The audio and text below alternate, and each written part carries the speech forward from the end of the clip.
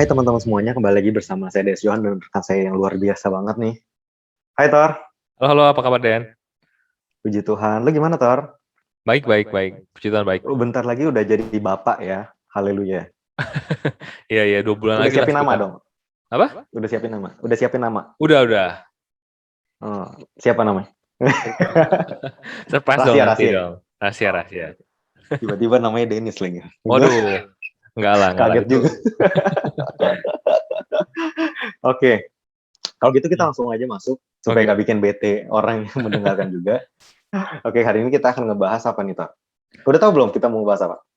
Eh, udah sih. Lu sempat info kita mau ngebahas yang lagi hot banget ya di berita-berita Nah, baik internasional maupun nah, juga lokal ya. betul. Ini mungkin adalah berita yang mengagetkan untuk seluruh dunia internasional ya, bukan cuma kita doang, karena memang bukan hanya Taliban berhasil memiliki suatu negara ya. Jadi sekarang kita lihat ada sebuah komunitas yang kita anggap sebagai teroris menjadi sebuah negara, dan juga sudah terjadi langsung, maksudnya terjadi pengeboman di belum ada sebulan kayaknya ya, Tor, ya. Maksudnya udah Iya. baru masuk udah langsung ada terjadi. Aduh, ini kan Bunuh langsung diri ya. mencemaskan dunia internasional nih, karena ketika dia awal masuk udah mulai cemas, belum lama masuk udah ada yang meledak, dan ini memakan korban jiwa cukup banyak, ada 60 orang kalau gue nggak salah, dan 13 orangnya adalah militer daripada Amerika Serikat ya, militer, dan artinya ada 13 keluarga yang akan kehilangan baik ayahnya, suaminya maupun anaknya, bayangin. Nah, sebelumnya nih, kira-kira sebenarnya apa sih yang lu tahu tentang Taliban ini sih, Tor? Tentang Afghanistan, Taliban, kira-kira apa yang lu tahu sebelumnya? Mengenai Taliban sendiri sih yang gue tahu sebenarnya ini adalah awalnya itu kan dari apa mereka kelompok pelajar sebenarnya kan.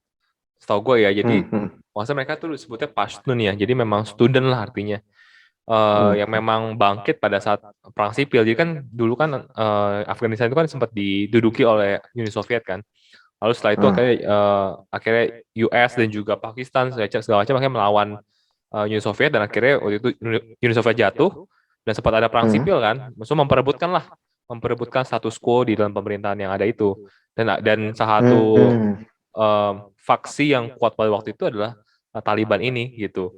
Dan akhirnya mereka bisa hmm, berkuasa di tahun 96 sampai 2001. Dan itu eh, rezimnya itu selama 5 tahun itu rezim yang sebenarnya menakutkan lah. Makanya kita lihat kan sekarang kan ngeri banget di berita-berita kan. Pas hari di iya, mana mereka bisa menduduki Kabul gitu kan. Itu kan wah, rakyat hmm, semua pada ke airport semuanya. Bahkan ada yang sampai jatuh dari hmm, pesawat kan. Itu ngeri banget sih.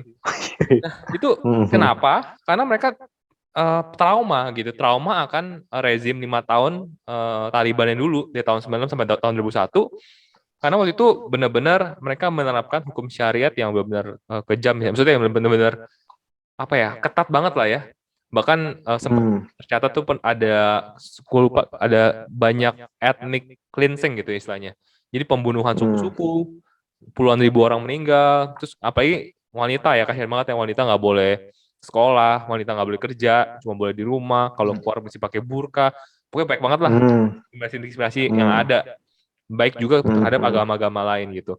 Nah itu yang bikin trauma luar biasa, dan akhirnya sampai tahun 2001 kan muncul tuh 9/11 kan, 9/11 di iya, mana waktu itu Amerika apa World Trade Center-nya hancur, lalu Amerika what is it? mengklaim ataupun juga percaya bahwa wah ini otaknya itu Osama bin Laden. Dan si Osama Hmm, ini ngumpetnya di Afghanistan. Dan hmm, Taliban ini yang istilah-istilahnya hosting ataupun menjamu si Osama ini nggak mau ngasih Osama ke Amerika. Akhirnya udah Amerika akhirnya invasi hmm, ke Afghanistan, sekaligus akhirnya juga menduduki juga akhirnya Afghanistan. Sampai akhirnya sebenarnya udah dari beberapa tahun lalu kan, pas zamannya Obama itu udah berhasil dibunuh kan Osama bin Laden kan. Nah iya, sebenarnya once Osama bin Laden dibunuh tuh banyak-banyak yang berpikir bahwa sebenarnya misinya Amerika di Afghanistan tuh udah selesai sebenarnya. hmm, Jadi harusnya udah cabut dari waktu itu.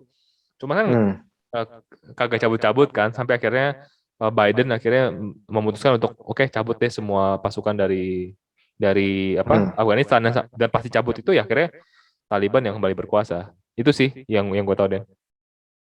wow. Iya, kalau ya bener banget sih, lu cukup ngejelasin dengan cukup lengkap ya, bahwa memang, dan yang memang yang salah satu yang kita kagetkan adalah karena memang presiden itu sempat kabur ya, katanya tidak ada perlawanan, dan Biden ketika dia kan diserang oleh seluruh dunia ya, ini gara-gara lu nih tanggal 31 Januari suruh tarik mundur kan, begitu dia dilantik tanggal 20, tanggal 31 disuruh balik, dan nggak lama kemudian kita lihat tiba-tiba Taliban muncul lagi dan langsung menduduki tanpa ada perlawanan sekalipun, biarpun ada yang bilang sih katanya itu dikarenakan juga karena memang tidak ada pasukan senjata ya, kita nggak tahu ya. Jadi kalau menurut ada yang bilang sih katanya dia nggak lawan karena memang nggak ada pasukan senjata. Jadi kalaupun dia lawan pun dia pasti kalah dari senjata. Artinya si Taliban ini mungkin punya supplies dari nggak tahu negara mana yang mensuplai senjata yang membuat dia jauh lebih kuat lah, sehingga nggak ada perlawanan. Dan memang kalau kita lihat kondisi seperti ini agak seram ya. Pertama kan kita lihat udah di tengah pandemi, kemudian juga tiba-tiba adanya teroris berkuasa, dan nggak lama setelah teroris berkuasa, ini kita anggap teroris berkuasa ini tiba-tiba terjadi bener-bener pengeboman gini. Ini kan sebelumnya gue masih rancu nih, karena dia berjanji bahwa dia katanya akan menjadi negara, maksudnya bukan kayak rezim ya, kalau waktu itu kan kayaknya dia bener-bener diktatorship gitu ya, tapi dia berjanji dia akan menjadi negara, dan dia juga udah menjalin kerjasama dengan Rusia dan Cina ya, terutama Cina ya. Jadi Cina itu udah di welcome banget oleh dia untuk masuk membangun bisnis ekonomi di sana. Nah, sebenarnya gue sempat berpikir apakah mungkin dia beneran atau enggak sih gitu. Tapi ternyata nggak lama kemudian ada terjadi pengeboman, dan juga dia juga sempat ngeblok orang yang mau kabur ke bandara ya. Dan gue juga bertahu dari lu nih, ternyata orang sampai setakut itu ya sama dia ya, sampai ke pesawat ya, katanya sampai kabur kemanapun ya sebenarnya ya, nggak cuma ke Amerika, kemana-mana dia. Jadi gue nggak ngerti sih what happened sebelumnya, yang mungkin yang lu lebih tahu 5 tahun rezim daripada Taliban. Tapi yang memang yang gue dengar adalah dia melakukan pembantaian di jalan sih. Jadi dia ngebunuh orang tuh, dia panggil orang keluar dulu supaya ngelihat katanya. Jadi inilah iblisnya di situ sih. Maksudnya itu ya mungkin dia dengan tujuan adalah supaya nggak ada yang berani, tapi itu tetap aja itu tidak moral sih, bermoral untuk kita jadikan tontonan orang ya. Nah, pertanyaan berikutnya adalah, ini gimana dengan nasib, gimana apa yang maksudnya itu, apa yang akan terjadi dengan orang-orang Kristen yang ada di sana? Karena gue percaya bahwa setiap negara pasti punya orang yang Tuhan tempatkan di sana sih. Gue percaya bahwa nggak mungkin ada satu negara yang totally wicked. Bahkan Sodom dan Gomora ada Lot di sana kan sebenarnya kan, ya bukan Tuhan yang tempatkan, tapi paling tidak ada orang benar di sana. Dan gue percaya juga banyak kok misionaris pergi ke sana sih. Nah, mungkin gue sempat dengar sih, gue nggak tahu lu pernah dengar apa enggak, katanya yang ketika si Taliban berkuasa dia mau ngebunuh-bunuhin orang Kristen tuh, terutama misionarisnya. Nah, gimana Tor? Maksudnya kalau gimana kalau kita posisinya kita dari sana gitu? Apa kita juga harus ikut terbang pulang atau gimana nih? Kalau menurut lu gimana? Iya. Memang salah satunya sih pas yang rezim yang tahun 19 sampai 2001 itu, salah satu apa ya yang dirasa oleh organisasi internasional mereka salah itu adalah itu masuk diskriminasi terhadap agama-agama lain ya, kayak Buddha, Hindu. Kan soalnya sebenarnya kan mereka di kawasan yang sebenarnya dekat dengan China, dekat dengan India, jadi yang multi culture dan multi religion juga. Dan ada juga orang Kristen di sana. Jadi memang mereka juga mendiskriminasi. Kalau nggak salah mereka itu bilang kayak orang-orang kayak non Muslim itu harus kayak pakai baju warna kuning atau apa gitu keluar. Jadi untuk membedakan mereka lah dengan masyarakat mayoritas gitu. Jadi akhirnya ya pasti akan sangat sulit sih. Ya kalau menurut gua pribadi adalah, pertama adalah ya pastikan dulu nyawa kalian selamat lah ya gitu. Maksudnya kalau memang merasa bahwa kondisi, ya tentu gue merasa bahwa sebenarnya mungkin akan ada perbedaan sih. Maksudnya yang dulu Taliban yang dulu sama Taliban sekarang akan beda jauh sih menurut gue ya. Taliban yang dulu kan menurut gue mereka baru didirikan 94, 96 berkuasa, itu masih amatir lah. Istilahnya masih nggak berpengalaman, jadinya terlalu agresif gitu. Gue percaya Taliban yang sekarang tuh lebih dewasa lah ya. Mungkin secara pahamnya masih sama saliran gitu ya, tapi secara pembawaannya kayaknya lebih oke gitu. Karena mereka tahu bahwa tanpa dukungan internasional kayak lu bilang tadi, dari Rusia, dari China, nggak bakal bisa hidup gitu mereka. Jadi mereka juga perlu, kan nggak mungkin juga Cina mau nge-support negara yang misalkan bunuh-bunuhin orang gitu. Itu kan membawa nama Cina juga jelek kan. Jadi mereka juga pasti akan menjaga sebaik mungkin image-nya di internasional itu baik gitu. Jadi mungkin akan lebih baik sedikit ya. Tapi ya pasti kalau memang dirasa membahayakan nyawanya kalian, ya harus keluar gitu, harus keluar dari situ. Terus juga kedua menurut gua adalah yang penting adalah ya tetap menjaga iman sih, gitu. Karena menurut gua nggak ada hal yang lebih lebih menggoncangkan iman kita tuh dibandingkan persekusi gitu kan.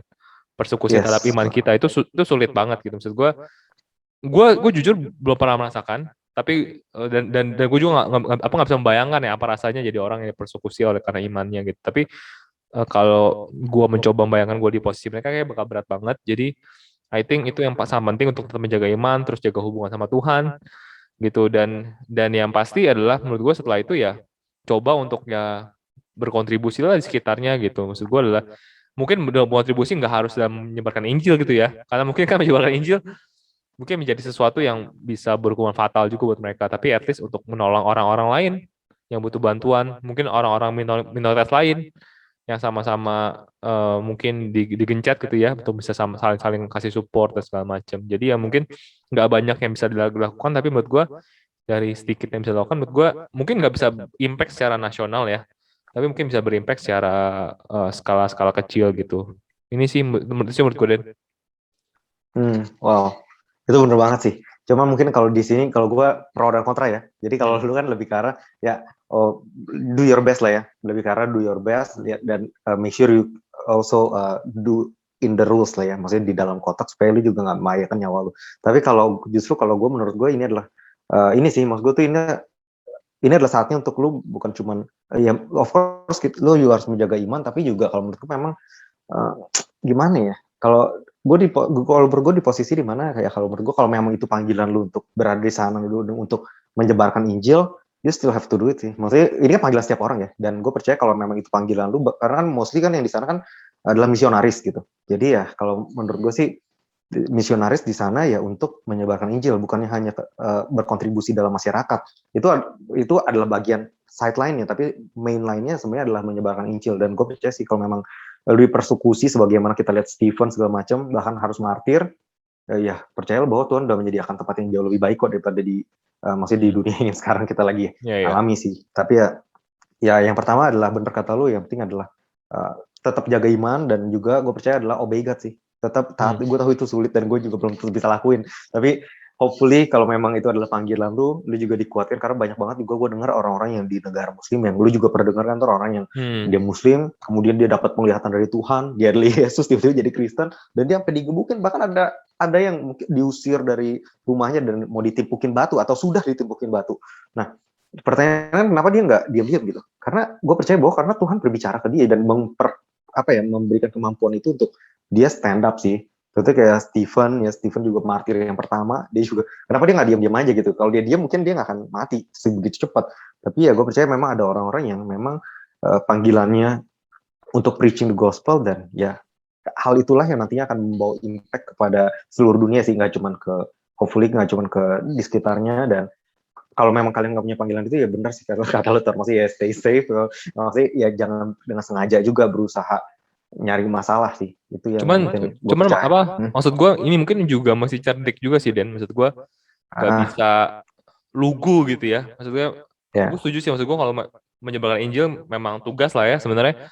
Mau kita itu punya gifting atau enggak, punya purpose itu, punya disuruh Tuhan untuk itu apa enggak, ya itu memang tugas kita semua orang percaya. Cuman maksud gue kadang-kadang kalau dalam kondisi seperti itu kita juga nggak bisa terlalu lugu dengan istilahnya, ya udah kita sebarin Injil aja di depan polisi gitu kan. Itu karena kan sebenarnya kita juga tahu gitu, misalnya kalau kita bisa lakuin banyak, kenapa kita perlu lakuin sedikit terus mati gitu, maksud gue. Jadi kita juga perlu cerdik juga lah untuk, menurut gue, untuk menavigasikan ya gimana kita menginjil dengan efektif. Kalau pada akhirnya berarti undercover gitu ya. Iya, misalkan contohnya kayak di China ya. Tapi misalkan kalau pada akhirnya ketahuan dan memang harus misalkan berakhir seperti itu, ya mungkin ya nggak apa-apa gitu kan, karena kan memang ya luan tadi bahwa ya sebenarnya kan kehidupan kekal kita kan bukan di bumi tapi di surga gitu kan. Tapi terlepas seperti itu ya tetap kita melakukan, menurut gue, dengan efektif sih. Maksud gue dengan sebaik-baiknya ya, kalau mungkin perlu undercover ya at least supaya bisa kita selama hidup ya kita bisa sebarkan sebanyak-banyaknya. Intinya sih bukan supaya kita hidup panjang ya, tapi supaya kita berdampak sebanyak-banyaknya. Intinya sih itu sih, dampaknya sebanyak-banyaknya gitu. Wow, supaya bisa jadi lebih terang lah ya, biar bisa ngidupin terang lebih banyak lah ya. Itu benar juga sih, legasinya lebih banyak. Ya kurang lebih seperti itulah. Ya gue setuju sih, memang kayak ya makanya di China juga ada undercover church yang dia di bawah tanah gitu, karena memang Ya kalau memang nggak bisa di atas, dibunuh-bunuhin ya lewat bawah tanah lebih cepat malah. Yang gue dengar bahwa di China juga berkembang lebih pesat dengan undercover yang. Dan satu hal sih yang ketika kita bilang bahwa kita berusaha menghindar dari persekusi, tapi justru sebenarnya orang-orang yang di dalam persekusi lah yang imannya itu jauh lebih kuat kan sebenarnya. Kalau kita lihat nih ada di Alkitab itu orang-orang yang nggak takut mati adalah orang-orang yang hidup di dalam persekusi gitu. Justru orang-orang yang kayak di zaman modern ini yang udah cukup nyaman, kita lah yang lebih gampang backsliden maksudnya kayak dikit-dikit, ya udahlah dosa-dosa dikit, karena kita nggak pernah ngalamin real persecution gitu buat our faith ya, buat iman kita. Dan gue percaya juga untuk orang-orang yang ada di sana, of course dia punya reward yang jauh berbeda sih dengan orang-orang ya, karena memang persekusi itu sendiri juga akan membawa reward ketika mereka bisa melaluinya kan. Jadi ya memang gue percaya sih. Dan untuk kita mungkin ya kita cuma bisa bantu doa lah ya. Tapi kalau menurut lu nih Tor, untuk apakah maksudnya ini teroris ini kan maksudnya menurut lu Taliban ini teroris bukan sih? Dia teroris apa bukan? Ini kan menjadi perdebatan nih, dia teroris apa bukan? Iya. Sebenarnya kalau dicap oleh internasional kan teroris kan. Dan ya menurut gue kalau mungkin gue terorisnya mungkin lebih spesifik kepada track recordnya sebagai organisasi ekstremis dan juga pemahamannya yang apa ya, yang sangat strict terhadap suatu hukum yang akhirnya mengakibatkan bisa nyawa seseorang tuh, misalnya nyawa seorang tuh lebih rendah dibandingkan menjaga hukum tersebut gitu. Dan menurut gue ya terorisnya dalam konteks itu kali ya, maksud gue. Dan juga maksud gue ya teroris yang gue maksud tuh bukan karena apa ya, stigma ataupun juga cap ya, tapi memang karena based on track record yang mereka lakukan gitu. Yang kayak lu bilang tadi, yang ethnic cleansing itu mereka udah, gue pernah baca gitu ya, laporan WHO tuh mereka pernah melakukan itu 15 kali, bayangin 15 kali dalam 5 tahun rezim mereka gitu. Jadi setahun tuh 3 kali kan, jadi puluhan ribu orang meninggal. Dan itu kayak benar-benar ya kalau tindakan itu nggak menciptakan teror, namanya apa lagi gitu. Dan orang yang menciptakan teror ya teroris kan. Jadi ya menurut gue ya kalau based on track record mereka di dulu ya iya, cuman gue nggak tahu sekarang nih. Bener sih ada bom bunuh diri kan yang kemarin ada di airportnya. Cuman I don't know itu apa Taliban atau anggota lain, gue nggak tahu lah. Tapi ya intinya gue sih ada juga dengar apa ya, kayak diskusi politik lah ya mengenai hal ini. Dan sebenarnya memang kondisi Afghanistan itu sebenarnya lebih kompleks sebenarnya sih. Nggak sesimpel cuman masalah Taliban dan juga Amerika Serikat sebenarnya. Sebenarnya di dalam situ ada juga banyak istilahnya apa ya, warlord lah, yang sebenarnya banyak lah di situ faksi-faksi yang berkuasa juga dan memperebutkan kekuasaan juga. Jadi kayak bahkan kalau lu baca berita ada juga tuh yang apa, ada juga yang sekarang melawan Taliban. Jadi organisasi dari orang Afghanistan juga sekarang dia lagi ada melawan Taliban juga. Jadi kayak dalam situ juga rumit banget gitu. Tapi kalau pertanyaannya apakah teroris ya, menurut gue sih based on track record-nya iya gitu. Oke, berarti dia memang udah confirm lah ya, dia memang teroris dan dia berkuasa saat ini ya. Meskipun dia mungkin akan berada di bawah China ya, karena memang China yang kayaknya benar-benar dia butuh support banget sih dari China dan Rusia untuk bisa ngembangin, karena memang sampai sekarang kan dia juga nggak berkembang ya. Jadi memang China ini akan menjadi most likely mungkin Taliban akan menjadi puppetnya ya, mungkin karena memang sebenarnya China lah yang menjadi overpowernya di sana. Iya nggak sih? Kalau China itu kan dia sebenarnya juga ada ini, ada minta bantuan Taliban kan, karena kan China itu kan bagian apa baratnya itu kan dia bersinggungan sama Afghanistan sebenarnya. Dan bagian baratnya itu kan sebenarnya yang Uyghur, kalau tahu itu daerah-daerah memang Cina bagian timur tuh daerah-daerah yang baik muslimnya. Dan sekarang itu banyak perlawanan juga di situ. Cina sih mencap mereka sebagai banyak apa ya, organisasi teroris yang lahir lah di Cina bagian timur. Nah, jadi dengan kerjasama sama Taliban, si Cina minta Taliban untuk menstabilkan lah kondisi di Cina Timur itu, karena merasakan lebih punya satu pemahaman mungkin lebih masuk gitu kan. Jadi kayak gitu sih. Jadi kayak ya mungkin ada plus minusnya juga yang didapatkan Cina sih, nggak cuma sekedar investasi ya. Gitu. Wow. Dan ya tadi lu ngomong bener juga sih, itu yang meledakin diri tuh katanya sih ISIS ya, IS ya. Organisasi IS bukannya Taliban. Cuman ya balik lagi gue juga nggak tahu kenapa belakangan ini dari sejak COVID keluar kayaknya nubuatan-nubuatan mulai makanya kita makin cepat ke maksudnya ke akhir ya, karena memang kalau kita lihat tiba-tiba ada teroris yang berkuasa lah, ini yang sebelumnya tuh nggak pernah terbayangkan gitu, tiba-tiba Taliban jadi sebuah negara, sampai Afghanistan kan kalang kabut kan, kayak pada mau kabur ada bom lagi, maksudnya kayak kenapa tiba-tiba jadi kacau balau sih. Cuman ya balik lagi kita mungkin pada kekristenan gitu ya, maksudnya kira-kira kalau menurut lu nih, apa yang bisa kita pelajari dari kejadian ini? Mungkin sih yang bisa gue pelajari pertama adalah itu sih, pertama adalah kita nggak bisa kita punya kepercayaan, kita punya agama, tapi kita nggak boleh terlalu ekstremis sih menurut gue. Karena sebenarnya Taliban ini kan kenapa dicap begitu negatif kan sebenarnya karena mereka punya pandangan ekstremis kan terhadap suatu kepercayaan tertentu, dan ini memaksa untuk suatu negara memiliki kepercayaan yang sama gitu. Dan bukan hanya itu, tapi dia juga memaksa bahwa pemahaman yang ini yang benar gitu. Karena kan kita tahu sendiri bahwa mungkin di Islam sendiri kan ada beberapa pandangan kan. Contoh pandangan Indonesia kan lebih liberal ya, maksudnya lebih liberal ya, modern lah kan. Tapi kalau di sana kan demokrat. Kalau sana kan benar-benar yang saklek banget lah, yang benar-benar mungkin ngikutin sampai benar-benar pas abad ke-7 pas zamannya Muhammad gitu kan, jadi benar-benar saklek banget gitu. Jadi ya kayak gini-gini tuh menurut gue nggak boleh gitu. Jadi menurut gue kita sebagai orang Kristen pun kita harus membedakan sih mana kehidupan kita berbangsa gitu, mana kehidupan kita spiritually gitu. Maksudnya bukan kita jadi orang yang berbeda ya, tapi kita harus bisa menempatkan gitu loh. Jadi karena kalau kita jadinya kayak gitu, misalkan kita sebagai orang Kristen nih, kita punya pemahaman bahwa yang benar tuh A gitu. Terus misalkan kita posisi kita sebagai anggota DPR gitu. Mungkin kita jadi ada cenderungan memaksakan kan apa yang kita percayai menjadi sesuatu yang dijadikan peraturan gitu. Padahal kita tahu bahwa negara Indonesia ini negara dengan multi bangsa, multi suku, dan juga multi agama gitu.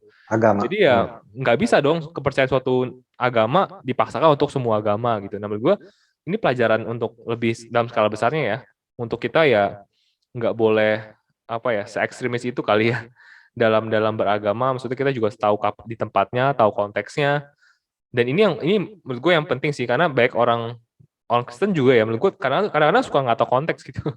Segala sesuatu itu dibawa ke hal agama gitu. Contohnya kayak misalkan gitu, ini misalkan ya, gue nggak bilang semua agama, misalkan kayak pas kemarin Gracia Poli misalkan menang gitu. Kalau kita tahu, dia Kristen, orang Kristen bangga gitu. Lo kan lihat orang Kristen hebat gitu kan. Kayak sebenarnya nggak ada hubungannya gitu. Gue itu mulai ekstrim tuh kan, menurut gue ya. Yes, dia orang Kristen ya, it's good gitu bahwa dia bisa memuliakan nama Tuhan di situ. Tapi secara kehidupan berbangsa dan negara sebenarnya ya udahlah. Ada kan toh juga misalkan pasangannya juga Apriani kan orang Muslim. Justru gue dan berbangsa dan negara agama itu ya agama, maksudnya kayak kita nggak boleh punya sense of Kristen tuh harus lebih unggul segala macam. Maksudnya kayak jadi akhirnya kompetisi dan segala macam sih. Padahal kan sebenarnya kan yang maksud gue kita beragama tujuannya bukan buat kompetisi gitu kan. Tujuannya adalah supaya kita bisa mendapatkan keselamatan, dan ini juga kita tahu kehendak Tuhan gitu kan. Bukan masalah ini orang Kristen lebih jago daripada orang agama lain. Itu menurut gue salah satu arogansi yang salah gitu, yang muncul akibat kita nggak bisa menempatkan nih kehidupan beragama kita pada porsi yang tepat sih. Jadi menurut gue mungkin yang gue baru kepikiran itu sih, untuk kita punya pandangan keagamaan yang proporsional sih gitu. Kalau lu gimana? Berarti kalau lu lebih daripada sisi Taliban nih ya, maksudnya kayak supaya kita juga jangan sampai kayak si Taliban nih, maksudnya sebagai orang Kristen jangan sampai kita anarkis ya, jangan sampai kita memaksakan, karena memang pertama kita juga percaya bukan dipaksa ya, maksudnya kita percaya ke Yesus juga bukan karena dipaksa, dan kalau kita percaya Yesus karena dipaksa itu namanya kita bukan lahir baru sih sebenarnya, karena itu karena terpaksa aja kan, artinya kita belum lahir baru dan nggak membuat kita masuk surga juga. Jadi memang yang membuat seseorang itu diselamatkan bukan karena agamanya dipaksakan atau Yesusnya dipaksakan masuk ke dalam diri kita, tapi ya karena orang itu yang membuka hati. Karena Yesus itu udah di depan pintu, dia mengetok siapapun yang buka pintu, dia masuk. Nah, jadi nggak ada yang perlu didobrak pintunya. Maksudnya ini kan dia sekarang mendobrak pintu untuk memaksakan segala sesuatu dan merasa dirinya sendiri paling benar. Nah, benar banget yang waktu itu lu bilang bahwa ketika seseorang bilang dia ngelihat matahari, sementara orang berada di dalam rumah ngelihat matahari dari jendela dengan jendela warna-warni. Sebenarnya kita bisa balikin, dari mana lu tahu lu yang ada di dalam rumah itu gitu. Ya nggak sih, maksudnya ketika orang itu berasa di luar, kita tinggal balikin, gue justru lihat lu yang di dalam gitu, dari mana lu tahu lu di luar. Nah itulah sih seringkali kita ketika kita memaksakan orang lain karena kita berpikir kita benar sih. Itu adalah hal yang gue percaya adalah anarkis dan salah dan jadi marxis ya. Dan Tuhan Yesus juga nggak pernah memaksakan siapapun. Dan juga kalau gue lihat dari segi kekristenan di orang rakyatnya lah ya. Kalau dari rakyatnya adalah pertama, jangan cari hal yang ada di duniawi sih. Karena keamanan itu benar banget bahwa keamanan itu bukan ada maksudnya bukan karena uang ataupun karena kesehatan kita gitu kok, tapi keamanan itu ada di dalam Tuhan gitu. Karena memang kalau kita lihat orang pikir, maksudnya kayak dulu kan aman nih kalau gue kaya, gue kenal polisi, gue kenal apa, ternyata tiba-tiba ada corona bisa masuk ke rumah lu kena, lu mati. Artinya kalau lu pikir penjahat nggak bisa nyerang lu, sekarang penyakit bisa nyerang lu. Kemudian kalau tadinya lu pikir lu orang kaya, tiba-tiba kalau bayangin lu jadi orang Afghanistan, tiba-tiba lu dikuasai oleh rezim itu, selesai. Maksudnya freedom lu bisa gone dalam sejenak gitu. Jadi everything is temporary gitu. Jadi hopefully kita juga belajar bahwa kita mau menempatkan segala sesuatunya itu ke dalam Tuhan sih. Jadi sukses itu bukanlah kita bisa berdiri sendiri. Kan kalau dunia ini seakan-akan kayak lu kalau udah bisa berdiri dengan 2 kaki itu tandanya lu udah sukses. Nah, kalau menurut gue itu adalah sesuatu yang salah. Kalau kita udah berdiri berjalan bersama Tuhan, itulah baru kita dibilang sukses. Karena Yusuf juga ketika dia menjadi pembantu daripada Potifar, hamba Potifar, dikatakan bahwa Tuhan bersama dia dan he is a prosperous man gitu. He is a successful man. Nah, dari mana successful? Dia cuma hamba, tapi selama ada Tuhan di situ dia sukses gitu. Jadi kita redefinisikan daripada sukses sendiri dan juga kita ulang sih, maksudnya memang apapun yang di dunia yang kita miliki saat ini itu untuk Tuhan dan bisa kapan aja diambil. Jadi jangan kita berpikir bahwa itu adalah keamanan untuk diri kita. Nah, mungkin yang terakhirnya kira-kira ada lagi nggak yang lo mau tambahin terkait dengan Taliban, teroris dan kawan-kawan? Kalau dari gue sih nggak ada sih kayak yang bisa gue tambahin. Sebenarnya tadi kita udah bahas semua dan kayaknya ya maksud gue mari kita stay tune lah. Maksud gue juga kita sebagai Kristen juga harus peduli juga sih sama apa yang terjadi di dunia internasional sih. Maksudnya kita juga perlu membuka mata. Jadi ya mungkin kita lihat aja nih bagaimana perkembangannya dan kira-kira apa yang bisa kita pelajari sih. Dan apa yang kita juga bisa bantu doakan ya. Karena menurut gue percaya bahwa walaupun kita berbeda jarak, tapi gue percaya Tuhan kita kan tidak terbatas ruang dan waktu ya. Jadi gue percaya bahwa ya doa-doa kita juga pasti akan bisa berpengaruh sih. Itu doang sih menurut gue. Wow, true. Gue setuju banget dengan lu bahwa doa itu berkuasa ya, bahwa prayer changes things sih. Jangan pikir bahwa kita kayak doa nggak ada artinya lah kalau kita nggak bertindak ya. Maksudnya kita bertindak apa?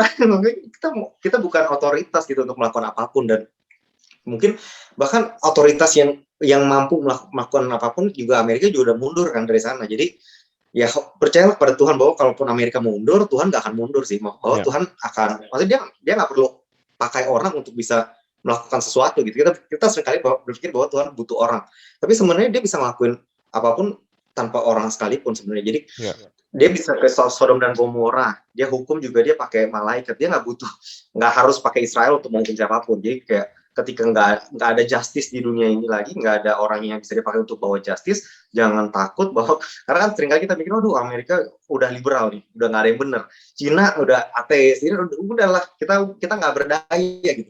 Sekarang Tuhan nggak ada gitu.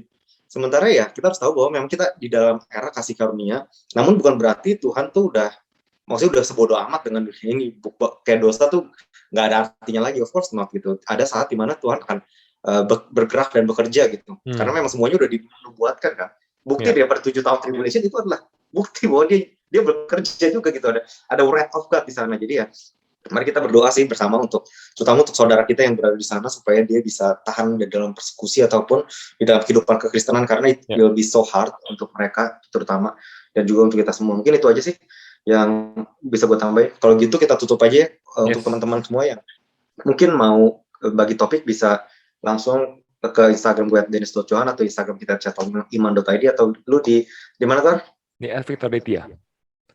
Di @Victor Aditya. Dan ingat, moto kita adalah bukan untuk berpikir sama. Jadi kalau kalian punya pandangan yang berbeda, feel free. Maksudnya kita nggak perlu saling berdebat ataupun berargumen karena hal ini, karena memang moto kita adalah untuk sama-sama berpikir dan kita respect siapapun dari kalian yang punya pendapat berbeda dengan kita. Itu aja sih. Mudah-mudahan kalian tetap stay safe dan sampai ketemu minggu depan. See you and God bless. God bless.